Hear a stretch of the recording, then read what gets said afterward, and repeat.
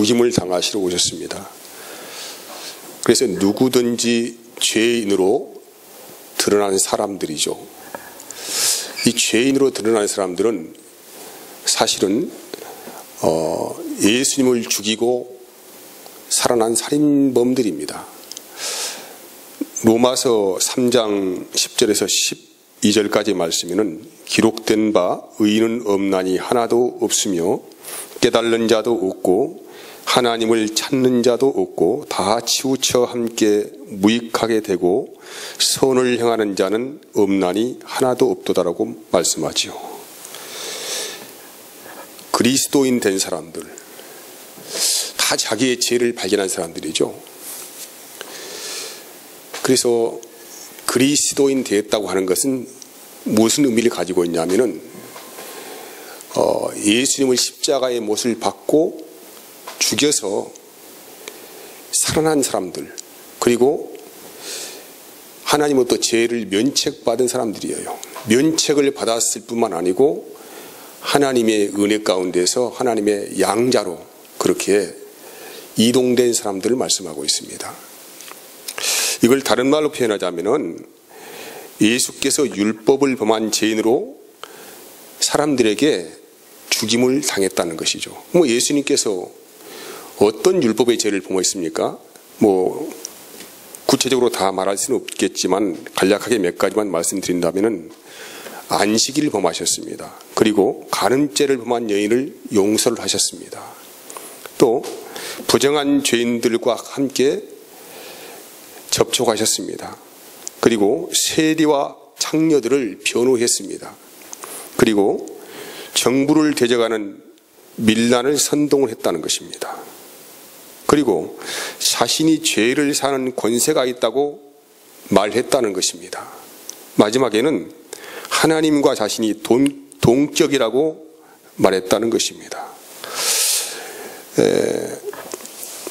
예수님의 이런 행보들은 유대인들이 보기에는, 그들의 눈으로 보기에는 예수님은 도저히 용서를 할 수 없는 율법의 정면 도전을 한 죄인 중의 죄인이에요.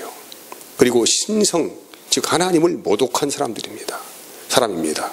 그래서 예수님은 율법의 정죄를 당하시고 십자가에 죽으신 분이시죠.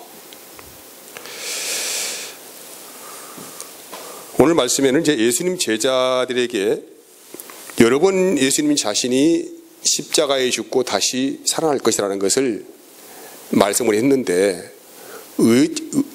전혀 예측하지 못한 말씀을 하십니다. 왜냐하면 이 제자들 앞에서 어떤 고백을 했냐면, 내가 지금 심히 놀라며 슬프다.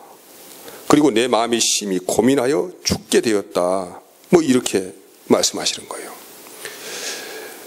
여러 번 제자들 앞에서 자신이 십자가에 죽으시고 다시 살아난다고 말씀을 했는데 막상 그 십자가 앞에서 오늘 겟세마네 동산에 오르셔서 제자들에게 내가 너무 지금 슬프다, 심히 고통스럽다, 어떻게 할 방법이 없다 라고 제자들에게 말씀을 했다는 것입니다. 그러면 이제 우리가 이 예수님께서 왜 이런 이해할 수 없는 말씀을 했을까요? 본인이 이제까지 쭉 죽으심을 여러 번 예고했지 않습니까? 여러 번 예고했는데 왜 이렇게 이해하지 못할 말씀을 하셨을까? 오늘 말씀을 보면은 그 실마리를 좀 찾을 수가 있습니다. 36절의 말씀이죠. 이르시되 아빠 아버지여, 아버지께는 모든 것이 가능하오니 이 잔을 내게서 옮기시옵소서. 그러나 나의 원대로 마시옵고 아버지의 원대로 하옵소서 하시고, 나의 원대로 마시고 아버지의 원대로 하시라는 예수님의 기도입니다. 하나님의 생명은 죽지 않는 스스로 살아계신 생명이에요. 이 생명이란 영원히 하나님이 영생하신다, 죽지 않는 영원한 생명이다라는 의미는 두 가지 의미를 가지고 있습니다. 전자는, 첫 번째는 정말로 하나님은 스스로 자존하시고 살아계신 분이십니다. 그분은 죽음을 모르시는 분이고 죽을래야 죽을 수 없는 그 생명 자체를 가진 분이에요. 그래서 하나님은 영생이십니다. 두 번째 이 영생하신다는 의미는 하나님 자신의 스스로 계신 생명이 그냥 영생 자체로만 있는 것이 아니고 그분의 본질적인 존재가 선하심이 영원하다는 말이에요. 그러니까 마귀와 하나님이 다른 것은 영적인 존재는 존재이지만은 하나님은 영생하실 뿐만 아니고 그분은 선 자체, 본질 자체라는 의미를 가지고 있습니다. 그러니까 하나님은 그래서 생명이라는 거예요. 생명. 살아있는 생명이죠. 죽어있는 영이 아니라는 의미를 가지고 있죠. 그러니까 하나님의 영생은 스스로 계신 하나님이시고 또한 본질적인 선을 가지고 계신 하나님이다. 그래서 그분이 영생이다. 이렇게 말씀을 할 수가 있습니다. 사람은 어떻습니까? 우리는 감정의 기복이 굉장히 심하잖아요. 조금 좋았다가 나빴다가 미워했다가 뭐 사랑했다가 뭐 이런 것들을 자주 겪지 않습니까? 근데 하나님은 본질적인 선을 가진 분이기 때문에 우리가 생각하는 감정의 기복이라든가 뭐 이런 상황적인 지배를 받지 않는다는 것이죠. 그냥 항상 그 자체의 선으로 그냥 존재하신 영생하신 하나님이란 말씀이에요. 그러니까 이 말씀을 이해를 하셔야 오늘 예수님께서 심하게 고민하고 고통하신 이유를 우리가 조금 이해를 할 수가 있다는 것입니다. 저는 목사로의 이런 생활을 하면서 가장 중요하게 생각하는 것이 뭐냐면은 명예라고 생각을 합니다. 이건 세상 사람들이 말하는 그런 명예가 아니죠. 뭐 목사가 됐다 해서 대단한 권세가 있는 것도 아니지 않습니까? 근데 목사의 명예가 무엇이냐면은 목사다운 삶을 살아가는 것이 명예예요. 근데 목사가 목사다운 삶을 살아가지 못했을 때에 오는 그 나름의 스트레스, 불만족, 수치, 부끄러움, 이거 이루 말할 수 없습니다. 뭐 목사만 그럴까요? 그리스도인으로 살아가는 사람들은 다 저와 같은 고민을 아마 할 거예요. 내가 그리스도인이면서도 이렇게 불명예스러운 삶을 살아갈까? 그런 고민을 여러분 하지 않겠습니까? 근데 저도 마찬가지예요. 목사는 목사로서의 삶을 살아가는 것이죠. 목사로서의 삶을 살아가지 못하는 것은 정말로 죽을 맛입니다. 때로는 내가 원치 않는 말도 많이 듣습니다. 내가 하지 않는 행동도 어떤 분들은 했다고 모함하는 분도 많이 있습니다. 근데 그럴 때마다 마음에 굉장히 많은 스트레스가 있죠. 사랑하는 여러분, 근데 우리 예수님은 말 그대로 순결 그 자체이십니다. 전혀 죄와 상관이 없는 무마신 분이십니다. 전혀 흠도 없고 티도 없는 분이시란 말이죠. 근데 그 하나님께서, 그 영생하신 그 하나님께서 죄인의 권리를 쓰시려고 이 땅에 오셨다는 거예요. 그래서 율법의 정죄를 받으신 거예요. 누구에게? 사람들에게. 생각해 보세요. 하나님이 하나님으로 존재하는 그 의미가 무엇입니까? 하나님의 명예가 뭘까요? 하나님의 이름을 계속적으로 유지시키는 것입니다. 근데 그 이름이 빛을 발해버리면은 그 충격과 슬픔과 괴로움은 말을 할 수가 없는 거 아니겠습니까? 저는 이런 의미로 오늘 예수님께서 제자들에게 실토하신 고민과 이 슬픔을 이해를 하고 싶습니다. 하나님이신 그분이 죄인으로 지목이 되셔서 그 죄인들 앞에서 벌거벗은 수치를 다 당하시는 거예요. 모든 사람이 십자가에 달린 예수님을 죽여야 한다고 손가락질을 하고 있습니다. 그 손가락질을 하는 그 무리 안에는 누구도 있습니까? 오늘 저와 여러분도 같이 그게 포함되어 있어요. 저 사람은 죽여야 한다라고, 하나님을 정면 도전한 사람이라고, 율법을 범한 죄인이라고 그렇게 삿대질하면서 야유하면서 함성을 지르면서 죄인들이 다 똑같이 동일한 마음을 가지고 하나같이 결탁하여서 그 예수님을 향하여서 조롱하고 십자가에 못을 박으라고 외치고 있다는 것입니다. 주님은 그 고통을 아십니다. 주님이 이제까지 하나님과 한 생명으로 사신 분이에요. 한 번도 그분 곁을 떠나본 적이 없습니다. 그냥 하나님의 그 사랑 안에서 순결한 결정체 그 자체로 그 심장을 가지고 한 몸으로 사신 분이십니다. 근데 이제 우리 주님께서 죄인들이 받을 그 고통의 십자가를 지시고 죽음의 늪으로 들어가시게 된다는 것입니다. 그래서 오늘 이 본문의 말씀 안에 핵심이 무엇입니까? 아버지의 뜻대로 되기를 기도하시는 거예요. 내 뜻대로 하지 마시고 아버지의 뜻대로 되기를 저는 간절히 바랍니다. 이런 의미를 담고 있지요. 그러면 아버지의 뜻이 무엇입니까?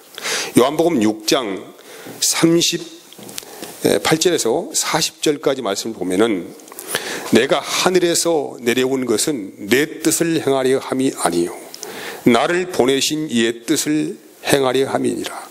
나를 보내신 이의 뜻은 내게 주신 자 중에 내가 하나도 잃어버리지 아니하고 마지막 날에 다시 살리는 이것이니라.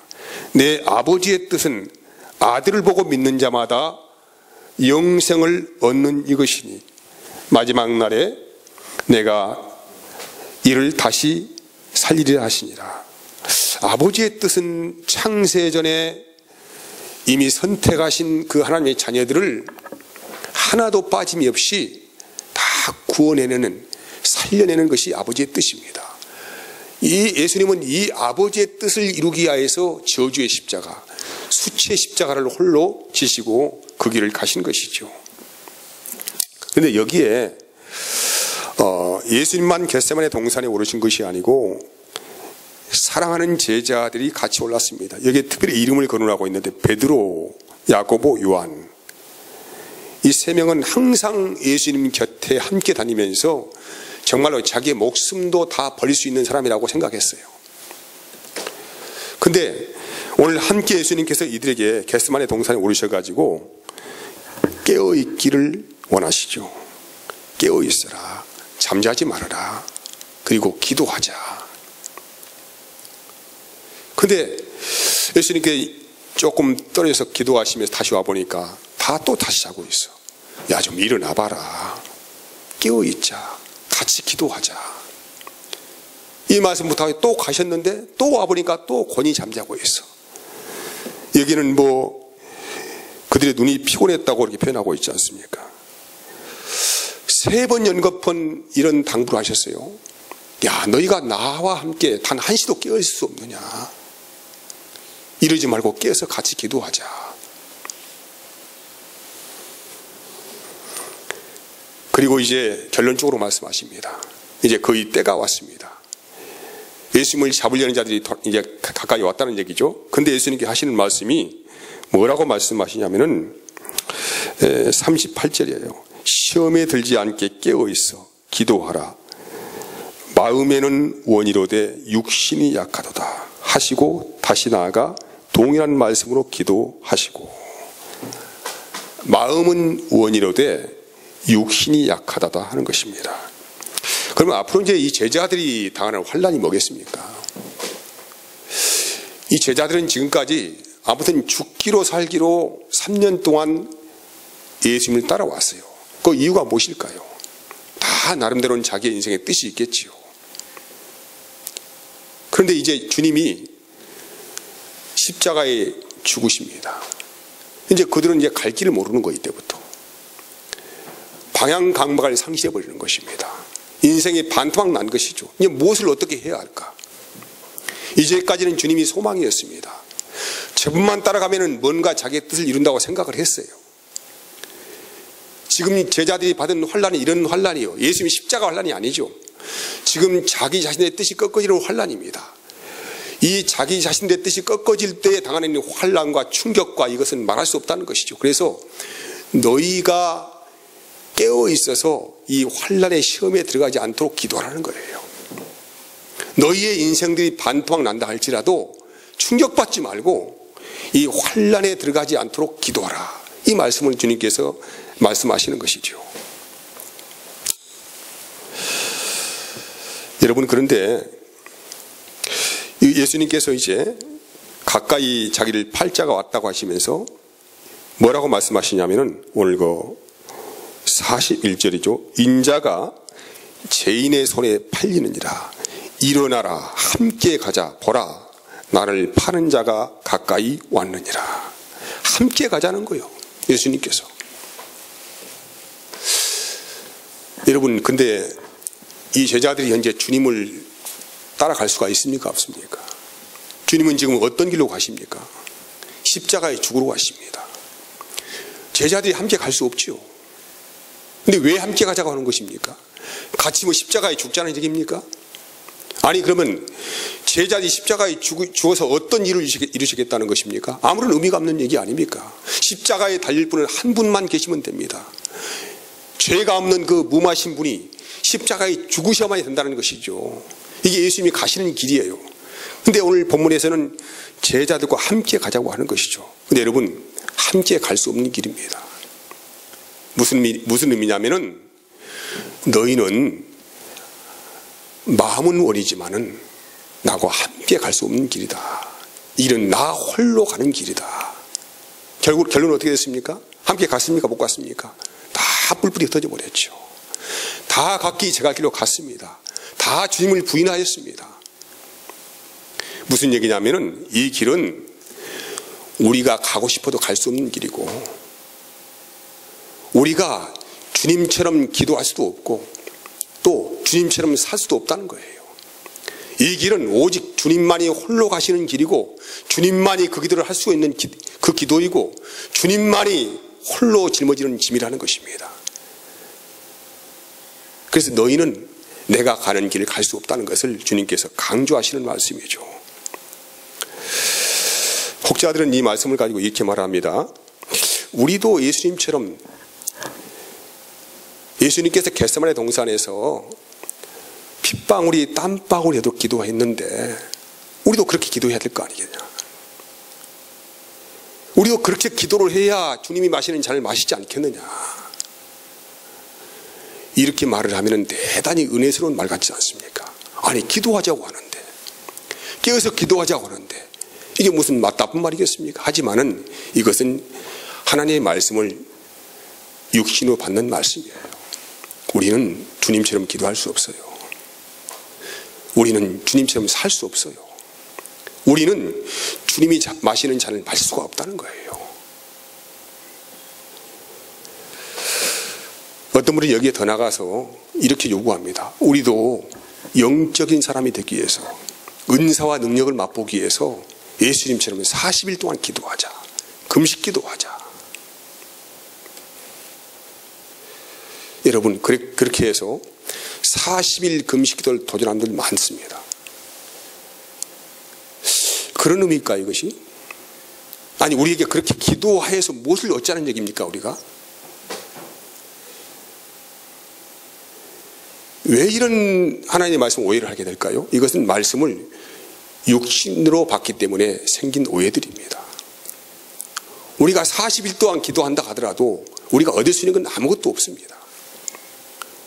우리가 주님처럼 죽을 수 있습니까? 우리가 이렇게 기도해서 천국을 소유할 수 있습니까? 우리의 육신의 생각을 죽일 수가 있습니까? 전혀입니다. 아무리 우리는 기도하고 무슨 100일을 금식 기도하고 1000일을 금식 기도한다 하더라도 우리는 주님이 가신 길을 갈 수 없고 주님처럼 기도할 수도 없고 아무것도 얻는 것이 없어요. 오히려 그것이 우리의 훈장이 되어서 내가 40일 기도했어요. 나 대단히 영적인 사람 아닙니까? 나는 성경을 다 암기하고 있어요. 나 대단히 영적인 사람 아니에요? 뭐 이렇게 자기 자랑에 빠지는, 스스로가 자기 삶에 스스로가 덫을 놓는 그런 결과를 초대할 수밖에 없다는 것이죠. 사랑하는 여러분, 우리의 마음은 예수님처럼 살고 싶지만은 육신이 약하여서 주님처럼 살 수 없어요.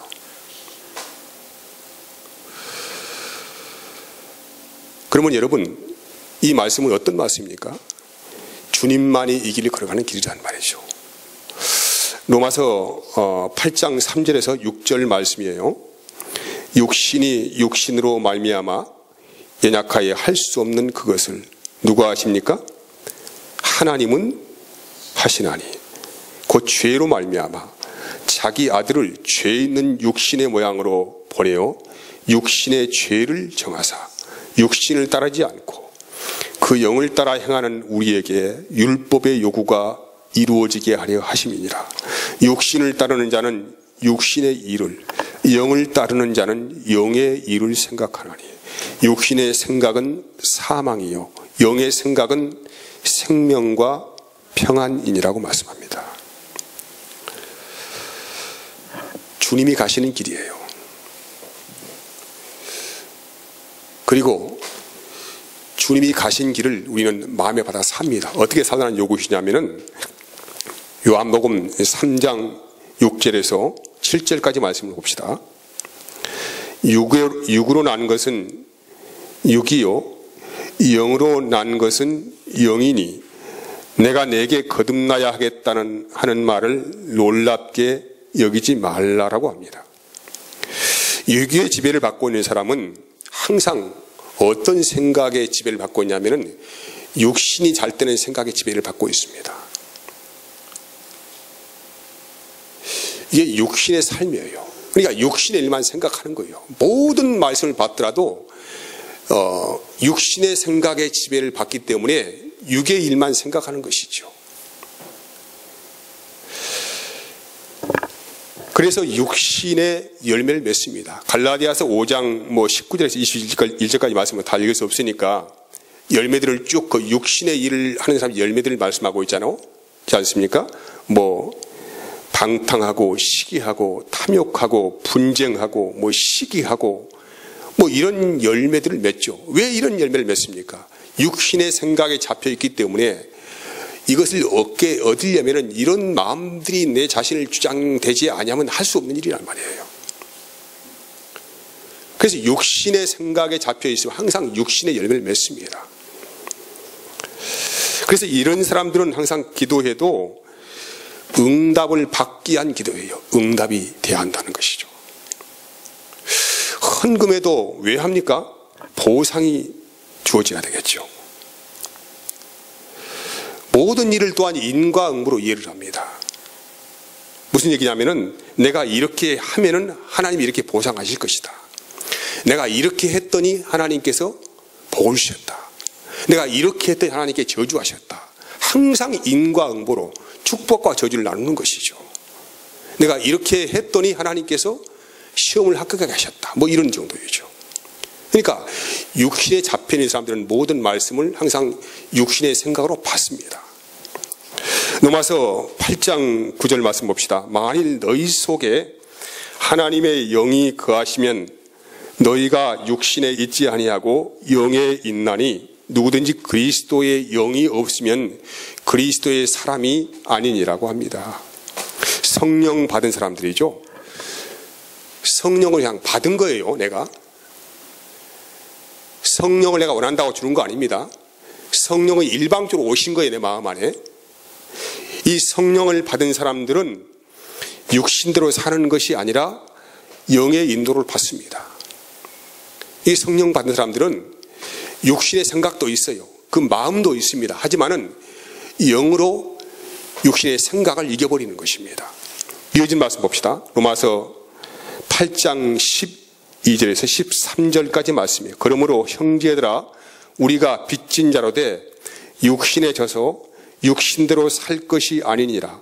너희가 육신대로 살면 반드시 죽을 것이로되 영으로서 몸의 행실을 죽이면 살리니 무릇 하나님의 영으로 인도함을 받은 사람들은 하나님의 아들이라고 합니다. 하나님의 영으로 태어난 사람들은 영으로 몸의 행실을 죽이면서 산다는 거예요. 내가 내 의지로 나 이거 끊어야 되겠다 이게 아니란 말이에요. 하나님의 영의 지배를 받습니다. 하나님의 영의 지배를 받는 사람들 육신의 생각에 밀려오더라도 이 영으로 육신의 생각을 이겨버린다, 덮어버린다는 것이죠. 그래서 영을 따라 살아간다는 의미를 가지고 있죠.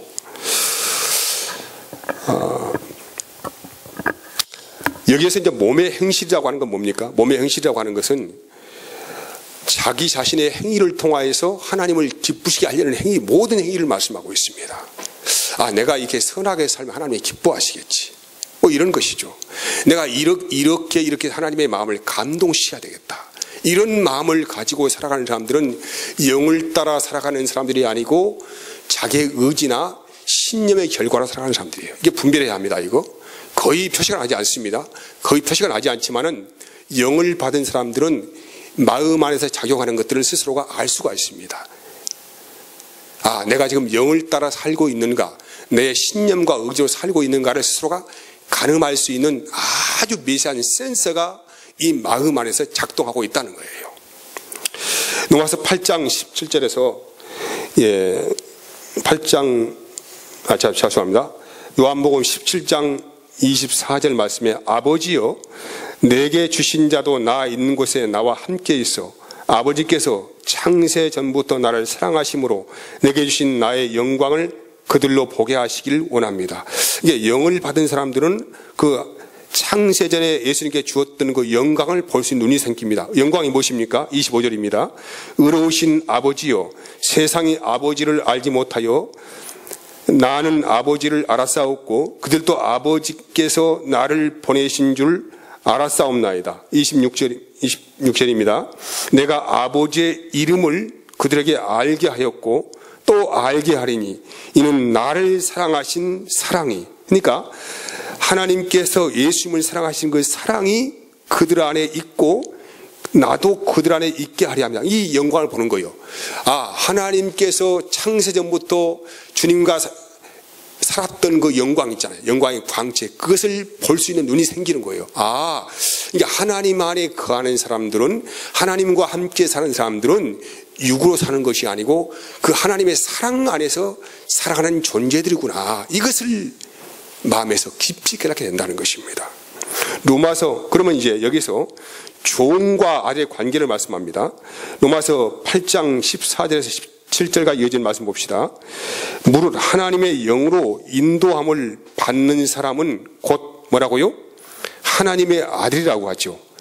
하나님의 영으로 인도를 받는 사람만 하나님의 아들이에요. 너희는 다시 무서워하는 종의 영을 받지 아니하고 양자의 영을 받았으므로 우리가 이를 아빠 아버지라고 부르짖느니라. 그러니까 우리는 무서워하는 종의 영을 받은 사람이 아니고 뭘 받습니까? 양자의 영을 받았습니다. 그래서 하나님을 아빠 아버지라고 부른다는 것이죠. 또 이어진 말씀 보면은 성령이 친히 우리의 영과 더불어 우리가 하나님의 자녀인 것을 증언하시나니, 자녀이면 또한 뭡니까? 뭐예요? 상속자, 곧 하나님의 상속자요, 그리스도와 함께 한 상속자니 우리가 그와 함께 영광을 받기 위하여 고난도 함께 받아야 할 것이니라. 그러니까 종과 하나님의 자녀들은 분명히 거기서 갈림길이고 차이가 난다는 것이요. 무슨 차이가 납니까? 종들은 주인을 두려워합니다. 무서워합니다.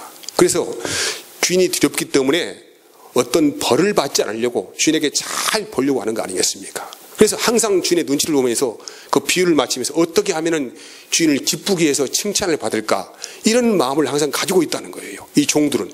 이것이 종들의 생명이에요. 종들은 이렇게 살아야만 돼. 이렇게 살아야만 그 집에 쫓겨나지 않고 살 수가 있다는 것이죠. 이게 종의 영, 율법에 종된 사람들의 신분의 삶이고, 그러면 하나님의 아들들은 어떻게 살아가는가? 이게 말씀하신 그 내용 가운데 하나님의 모든 것을 상속받아요. 상속. 하나님께서 무엇은 주고 안 주고 이런 차원이 아니고 하나님이 가지고 있는 그 모든 것을 자녀에게 완전히 다 상속해버린 거예요. 유산을 물려줘버린 것입니다. 어떤 유산입니까? 세 가지를 우리가 구분할 수가 있습니다. 첫 번째는 아들은 아버지의 영을 상속받았어요. 이게 아들 된 사람은 그 아버지의 영이 그 안에 있는 것이요. 그럼 아버지의 영을 가지고 오신 분이 누구십니까? 예수 그리스도이시죠. 그러니까 그리스도의 영을 그 안에 받은 사람들이죠. 그럼 그리스도의 영을 받은 사람들은 하나님과 예수님과 뭐가 같아요? 뭐가 같아요? 영이 같잖아요. 영이. 우리가 하나님을 닮았다고 하는 건 뭐 우리가 외모를 닮았다는 얘기 아니지 않습니까? 우리의 영이 하나님을 닮았다는 거예요. 그러니까 꼭 저 사람이 행동하는 거 보면 누구를 닮았다는 거예요? 꼭 지 아버지 닮았네. 그런 말과 똑같은 얘기예요. 그러니까 우리 그리스도인들은 하나님의 영, 즉 예수님의 영을 받은 사람들이기 때문에 모든 삶을 살아가는 것이 꼭 누구 닮았다는 거예요? 아버지 닮았구나. 그 영을 받은 사람이구나. 이렇게 말하는 것이죠. 그리스도의 영이 우리 안에 증거를 하는 것입니다. 두 번째 상속받은 것이 뭐냐면은 하나님의 재산을 상속을 받았습니다. 이 재산이라는 의미는 하나님이 가진 모든 거예요. 그럼 여러분, 하나님이 가지신 모든 것이 무엇입니까? 이 땅에 있습니까? 저 위에 있습니까? 그 나라가 어디에 있습니까? 이 땅에 있나요? 아니죠. 하나님의 나라는 이 땅에 있는 것이 아니에요. 하나님의 나라는 영원한 나라이고 생명의 나라이기 때문에 우리가 이 땅에 눈으로 볼 수 있는 나라가 아니죠. 하나님의 영을 받은 사람만이 그 나라가 어떤 나라인 걸 안다 이 말이에요. 그래서 그 나라 안에 지금 살아가고 있는 거예요. 그리고 앞으로 가야 할 나라는 완전한 시스템이 구비된 완전한 나라입니다. 그래서 그 나라를 우리가 상속받은 거예요. 그래서 그 나라를 상속받은 사람들은 이 세상에서 잠시 고난을 받습니다. 어떤 고난입니까? 세상과 싸우는 고난이죠. 이 고난을 받는다. 이 본문 말씀에 아까 이 말씀 뭐라고 기록되어 있냐면은 17절 말씀 다시 읽어볼게요. 자녀이면 또한 상속자 곧 하나님의 상속자요 그리스도와 함께한 상속자이니 우리가 그와 함께 영광을 받기 위하여 뭐라고요? 고난도 함께 받아야 할 것이니라고 합니다. 이것이 뭐냐면은 아버지의 나라, 그 하나님의 나라를 상속받은 자의 아들의 신분입니다. 세 번째 마지막에 뭘 상속받았냐면은 영생을 상속받았습니다. 중요하죠. 가장 중요한 거예요. 무엇을 다 받았다고 한다 하더라도 하나님의 영을 받았고 그 나라를 받았다고 하더라도 영생이 없다고 한다면 우리에게 무슨 의미가 있겠습니까? 영생은 하나님과 예수님과 나와 한 가족이 되어서 영원히 그분의 품 안에 살아가는 영원한 생명을 말씀하고 있습니다. 그 영생을 받은 거예요. 우리가 세 가지입니다. 뭘 받았습니까? 하나님의 영을 받았고, 두 번째 그 나라, 그 재산을 상속받았고, 세 번째 영생을 상속을 받았습니다. 은혜 받읍시다. 우리 주님께서 우리에게 이렇게 귀한 세 가지 유산을 주셨습니다. 이 나라를 누리고 영생을 사시는 저와 여러분 되기를 진심으로 축복을 합니다. 기도하겠습니다.